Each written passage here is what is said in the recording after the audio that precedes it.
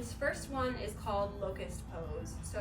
So in a normal locust, we would raise up, palms up, toes facing in, and try to get your chin up.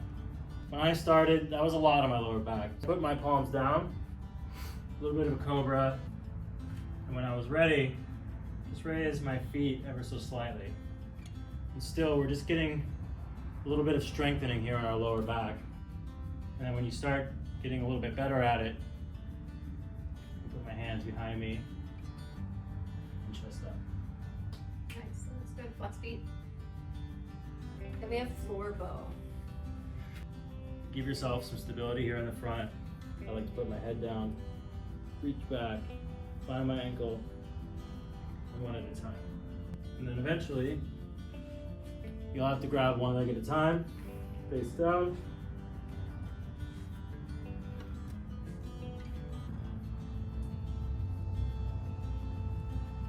And up, looking forward. Thank you. And I like to release one leg at a time. 1, 2. Yeah, Sarah's saying that grabbing the outside is more accessible for her, and that's true for most people actually. Because this way it's keeping her chest nice and open. That looks awesome. And I'm really pressing through the bottoms of my feet. And this will put a lot of pressure on your chest at the beginning. Camel is also a weird pose for some people. I know for me, it makes me want to pass out. And, when you look at it, it doesn't look hard, but we'll show you how it is. The important part for this is really keeping the integrity of your spinal and lower back alignment. So normally, we would take our palms rested just above the top of your glutes, and you would push your chin up. While he's really squeezing his thighs together in this pose. That'll really save your back. And sometimes it's really just a slight look up and a little bit of a tilt. I still use blocks. I like to put them on top of my calves. Tips of my fingers are touching my thighs. And then I can put a little bit of downward pressure on the blocks. And the good thing about having your blocks back there is when you come out, you could use them to like find your balance a little bit. Is that good? Yeah, that's perfect. And that's it, that's camel. So the next poses are going into a bridge and wheel. Wheel is difficult for a lot of people, so I know when I started in the beginning, I just only did bridge. So let's start with bridge. So laying on our back, try to get your heels as close to your butt. And in the beginning, take our block, and we're gonna lift our hips to the sky. In the beginning, just put a block underneath and see how that feels. Palms up. This is one of my favorite restorative poses. And yeah, I mean, this feels good just by itself when you're not putting any upward pressure into it. And then when you start getting better, raise that block a little bit.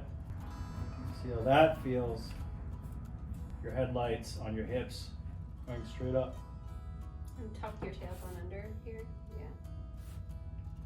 Nice. And think about adding a little bit of space between your chest and your chin. Try not to push too far down. Yeah.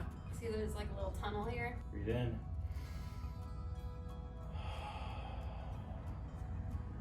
Nice. And release. I'm gonna have Sarah do a wheel first because she's the wheel queen. She's a wheel queen. Alright, no pressure. Alright, let's see it. Wow.